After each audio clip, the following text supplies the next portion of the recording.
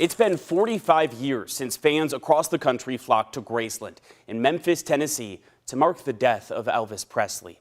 WHAS 11 also sent a crew. Anchor Jim Mitchell reporting live from the funeral for days. Then we talked to an Army sergeant that knew another side of Elvis. Shay McAllister and WHAS 11 editor Joe Federle revisit those stories tonight in the WHAS 11 Vault. During his lifetime, Elvis was no stranger to Louisville.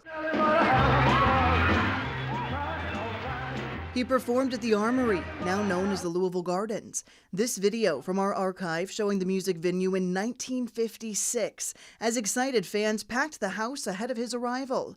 About 2 decades later, he was back, but this time at Freedom Hall. Our WHAS 11 cameras caught the King leaving the 1974 performance, waving goodbye to his adoring fans. It was Elvis's long and storied career that led to his popularity and massive turnout on the day of his funeral. August of 1977, 380 miles away from Louisville, WHAS anchor Jim Mitchell stood among the tens of thousands of fans flocking to Memphis, Tennessee, hoping for a chance to get inside Graceland. Elvis was not just the singer, he was the song. For these people, the anthem of a generation that grew up in the 50s and 60s. He made the trip soon after the newsroom got the news. For the man they called the King, this is the rock and roll world's state funeral. They began lining up here late last night. They sat through sweltering 90-degree temperatures waiting to pay their final respects to Elvis Presley. Elvis fans were heartbroken at the news of his passing. Some in the crowd even fainted, Mitchell reported.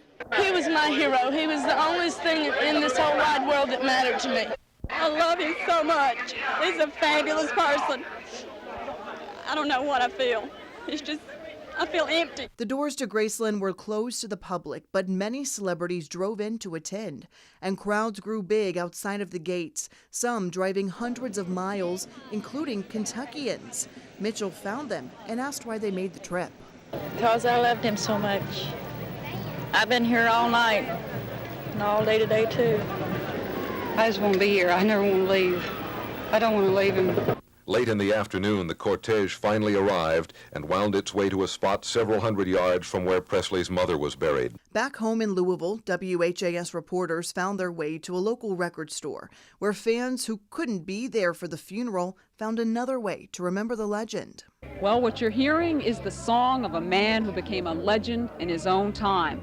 The song that you're hearing is probably one of the last singles he ever cut. And our team was able to track down an Army sergeant that served with Elvis, describing him as kind and generous with his money. He was his sergeant.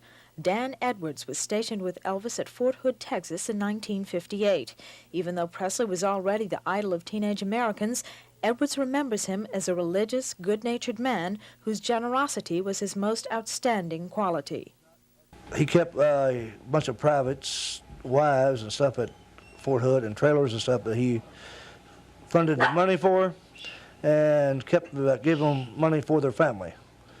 That they couldn't afford it and he wanted the families to be together. I do know that to be the truth.